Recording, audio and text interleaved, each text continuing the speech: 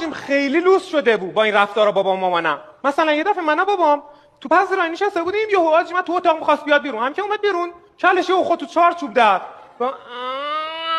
دنبال من میگشت. بابام گفت بر چی اینجوری میکنی بچه رو؟ گفتم من اینجا پیش تو نشستم. گفت میدونم. نگاش کردی؟ گفت نگام کرد. گفت هولش کردی؟ گفت حالم کرد. گفتم چرا حب تو دهنش میذاری؟ گفت چرا تو باعث شدی از لحاظ فیزیولوژیکی بدنش به هم بیرزه که نتونه نیروی گریز از مرکزا کنترل کنه. گفت بعد بابام دنبال تایید میگشت.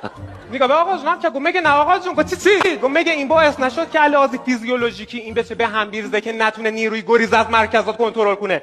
اینقدر جمله سنگین بود که اصلا آقا جونم رنگش پرید. گفت آقا جونم سوخت.